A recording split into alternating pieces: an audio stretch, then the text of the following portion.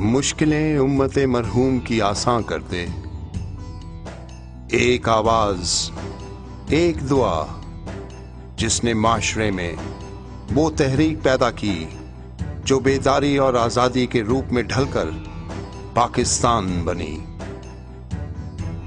बेखबर तू जौहरे आईनाए याम है, तू जमाने में खुदा का आखिरी पैगाम है।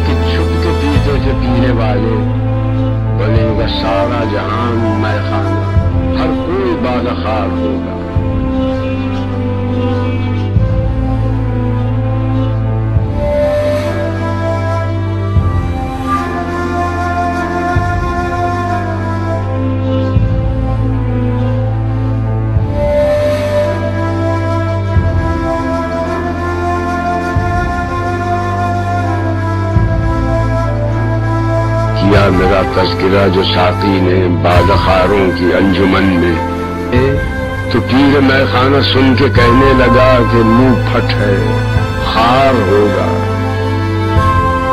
बिहार मगरिब के रहने वालों, खुदा की बस्ती दुकान नहीं है।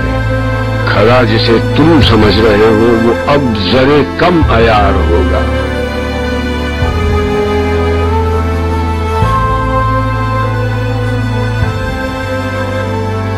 तुम्हारी तहजीब अपने खंजर से आप ही खुदकुशी करेगी। जो शाख नाजुक पे आशियाना बनेगा, नापायदार होगा।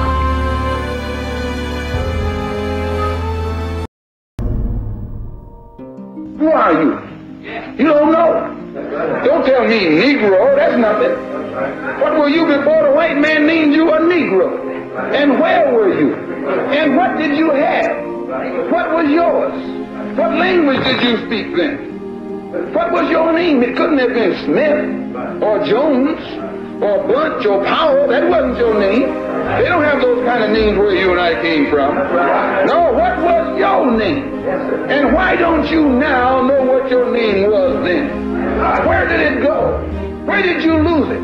Who took it? And how did he take it? What tongue did you speak? How did the man take your tongue? Where is your history? How did the man wipe out your history?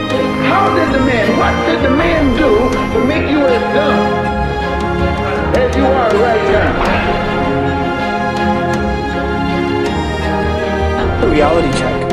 You know, looking back and saying, what is it that Allah has given us? Especially in Pakistan. I mean, it's a tragedy.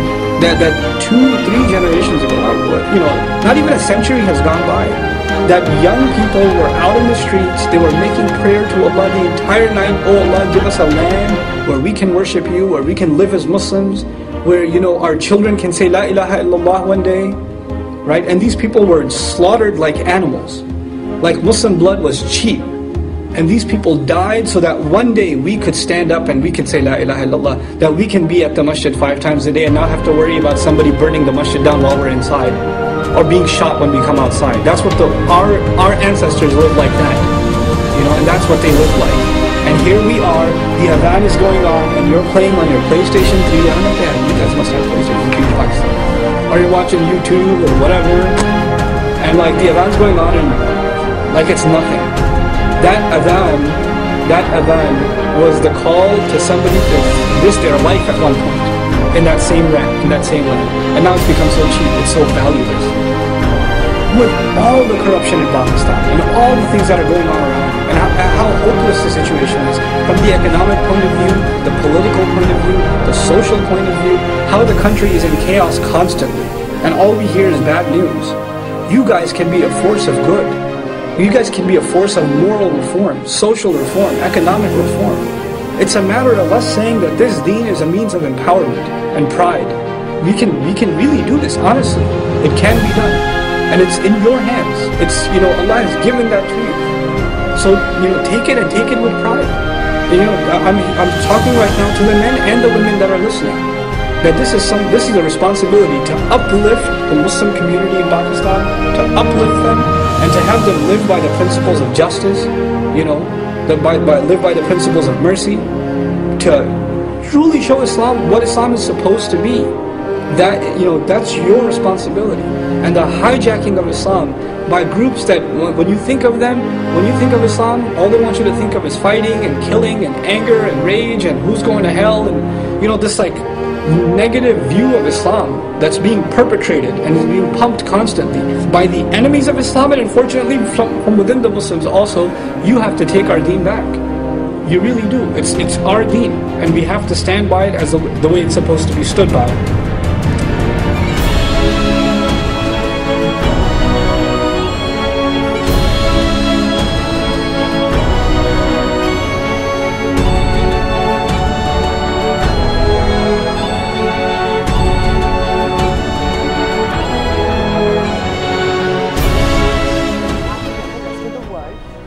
Pakistan, which is liberal also. We're not fundamentalists. We may be Muslims, but Muslim does not translate to fundamentalism. At 37, Vaniza Ahmed isn't just one of Pakistan's top models, but a pioneer in an industry that's grown up with her. Before, they were just bored housewives who had nothing else to do. So, and now a lot more magazines, a lot more TV channels. So we're growing. We're a very, very young industry. Young.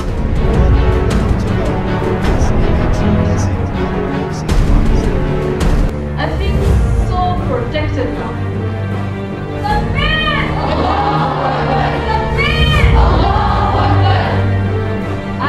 Now I feel that I am a diamond. I'm a jewel. I'm not a show.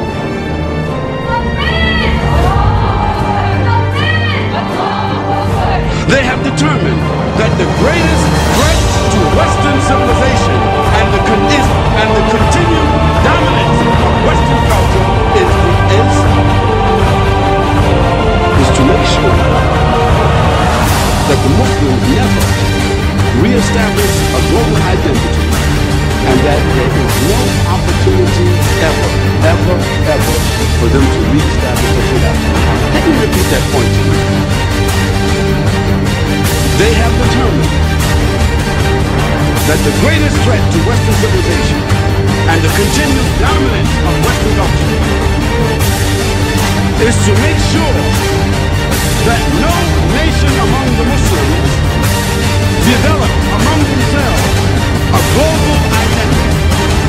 And secondly, they never, ever have the ability to reestablish the Khilafah. Now this is in their protocols. This is what you should understand. This is what they're preserving. This division is subtle and hidden, meaning that Muslims would even know.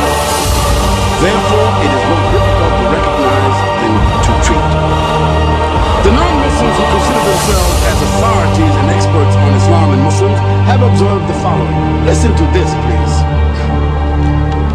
The Muslims in the world are divided into the following basic socio-political groups: Asians, Arabs, Africans, those of the Far East, those of the Near East, those of European, American, and Australian backgrounds, although those are of the minority, those of Slavic and Russian backgrounds, although they are also a negligible population, and those of South America. This is what they said. Look how they divide us.